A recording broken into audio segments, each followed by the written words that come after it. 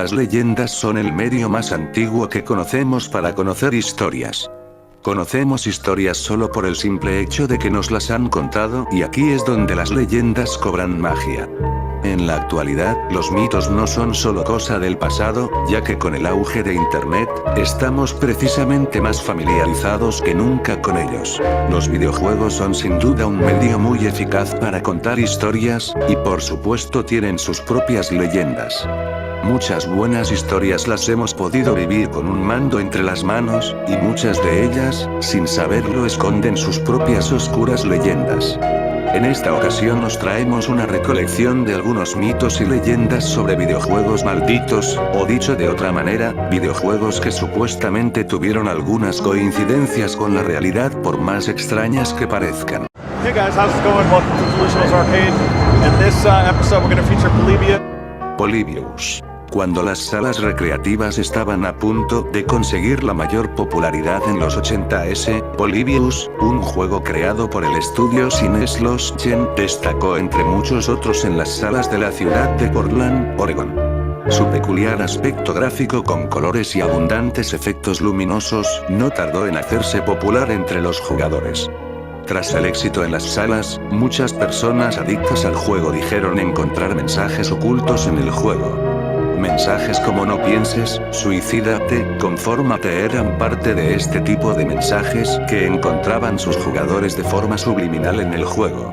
De hecho, el propio estudio ha indicado en alguna ocasión que cree que Polybius fue un experimento del gobierno de los Estados Unidos para manipular el cerebro de muchos jóvenes. Y es que además de tener controvertidos mensajes en el juego, muchos jóvenes indicaron que sentían una gran adicción al juego, e incluso presentaban malestares físicos y psicológicos al jugarlo, entre los más comunes: ataques epilépticos, mareos, náuseas, depresión y en algunos casos la muerte. No solo eso, sino que supuestamente, y como cuenta la leyenda, muchos jugadores de la época indican que vieron a unos hombres de negro entrando en las salas de juego para cambiar las opciones del juego para obtener datos de sus jugadores y hacerlo aún más adictivo. Lamentablemente no se pudo investigar mucho respecto al misterio de Polybius, ya que poco después de su lanzamiento, el juego fue retirado de las salas.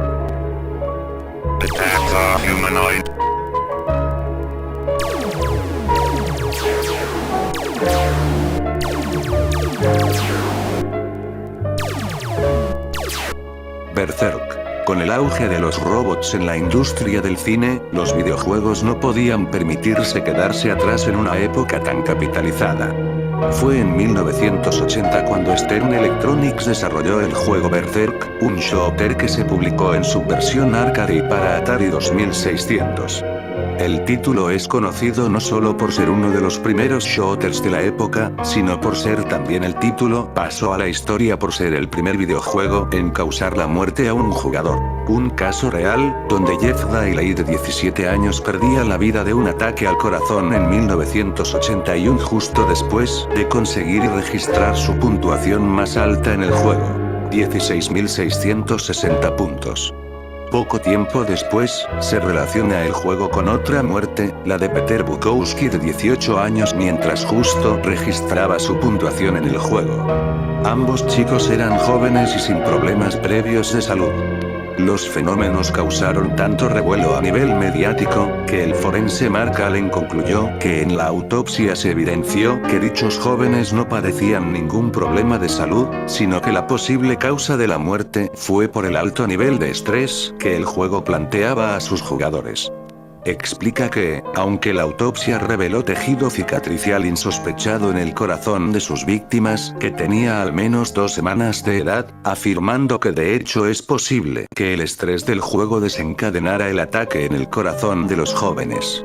En torno al juego se rumorearon más muertes de otros jugadores relacionadas con el juego y años después, el juego llegó a causar incluso el asesinato en 1988 de Edward Clark, una de sus últimas víctimas reconocidas después de recibir diferentes puñaladas por una pelea poco después de guardar su última puntuación en el juego.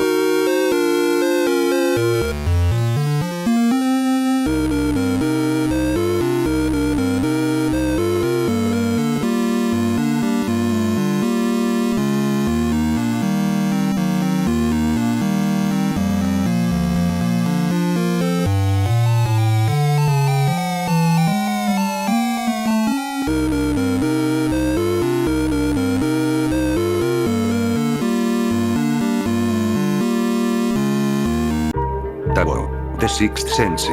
Tabo es un título de NES desarrollado por Rare, donde podemos obtener una lectura de cartas del tarot en tiempo real. Después de solicitarnos el nombre y edad, las cartas nos predicen el futuro de la misma manera que se obtiene en cualquier baraja de tarot normal. Una de las particularidades del juego es la presencia encubierta de símbolos de religiones, cruces célticas, imágenes de desnudos, y otros que sin duda hoy en día no pasarían por ningún órgano de censura y que desde luego, es difícil entender que estuviese bajo la licencia de Nintendo. Los mitos y leyendas que arrastran a Tabo se debe a que el juego predijo la trágica muerte de algunos jóvenes jugadores, y que poco después se produjo en extrañas condiciones. Muchos jugadores se tomaron en serio el juego y las recomendaciones que se encontraban en el manual del mismo, donde podemos leer: no nos hacemos responsables de lo que pueda ocurrir con Tabo, ni de ningún efecto, influencia, o milagro que pueda producir en relación con el juego. El misterio de Tabo confirmó que el juego anunció la muerte de algunos jóvenes, que por ende, supuestamente fallecieron. Nintendo, el gran aliado de la censura y de lo políticamente correcto, ante la situación y para evitar posibles demandas, decidió retirar definitivamente el juego de su catálogo. Un juego que quedará en la memoria de la compañía como uno de los juegos más polémicos del siglo pasado.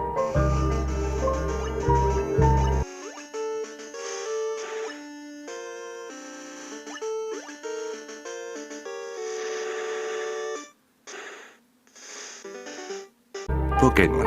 En 1996, llegaba Pokémon en nuestras consolas portátiles, uno de los grandes éxitos de Game Boy de la mano del estudio Game Freak.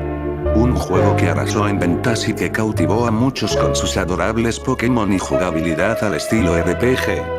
En esta ocasión nos ubicamos poco tiempo después de su exitoso lanzamiento en Japón, un verano que registró 107 suicidios de jóvenes y niños de edades comprendidas de los 6 a 12 años. Todos tenían algo en común: estaban tremendamente enganchados a Pokémon. Y es que el juego, conocido por sus característicos simpáticos Pokémon, escondía una localización algo oscura y tétrica. Pueblo Lavanda es una localización que encontramos en el juego, donde podremos memorar el descanso eterno de los Pokémon fallecidos. Y sí, los Pokémon podían morir de manera definitiva, y en Pueblo Lavanda encontramos un gran cementerio Pokémon. Con una ambientación lejos de ser amigable, la música en su versión japonesa era aún más escalofriante y estridente, causando algunos extraños efectos en sus jugadores. Algunos de los síntomas que compartían era irritabilidad acompañada de insomnio, adicción al juego y, en muchos casos, sangrado de nariz. Poco tiempo después, algunos jugadores acababan sufriendo una depresión, cosa que, como todos sabemos, es extraño en esas edades, y en ese mismo estado psicológico los conducía al suicidio. Las investigaciones encontraron algo más, ya que los jóvenes que se quitaban la vida compartían que jugaban a Pokémon, revisaron el juego, y al parecer muchas de las víctimas antes de morir habían guardado su partida en Pueblo Lavanda. Después de que el caso llegase incluso a los medios, se ordenó a Game Freak arreglar la canción original de Junichi Masuda en las versiones del resto del mundo y en las restantes en Japón.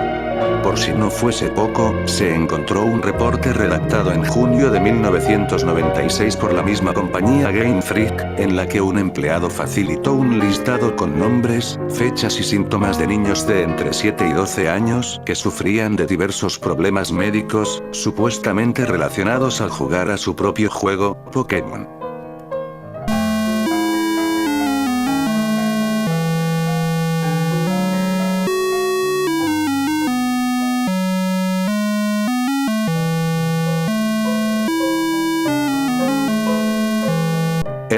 El extraterrestre de Atari. Muchas de las leyendas relacionadas con los videojuegos no son nada en comparación con el misterio que ha rodeado durante mucho tiempo el título de Atari, el extraterrestre.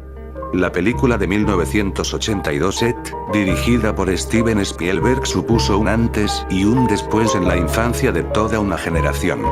En aquel entonces, la consola Atari estaba teniendo mucho éxito, así que no se esmeraron mucho en comprar una licencia para hacer un juego basado en la taquillera película.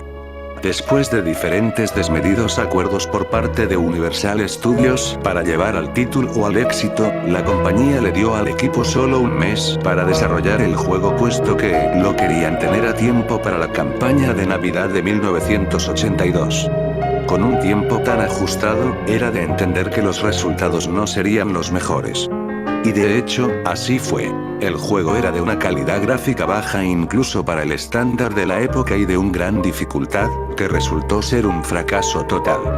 Ante esta situación, Atari, que tenía una previsión de ventas mucho mayor, al ver la negativa de la crítica y de los jugadores del juego, se quedó con un excedente de millones de copias de la adaptación de Steven Spielberg. ¿Qué hizo? La compañía se vio obligada a enterrar sus existencias restantes en un desierto de Nuevo México. Pese a muchas teorías, el 26 de abril de 2014, se confirmó que la leyenda realmente era cierta. Como parte de un documental de Microsoft realizado por el guionista Zack Penn, el sitio de entierro en Alamogordo, Nuevo México, fue exhumado. Mientras las cámaras rodaban atónitas, se descubrieron millones de copias enterradas en el desierto. Una escena que parecía irónicamente, nunca mejor dicho, una escena de otra de las aclamadas películas de Spielberg.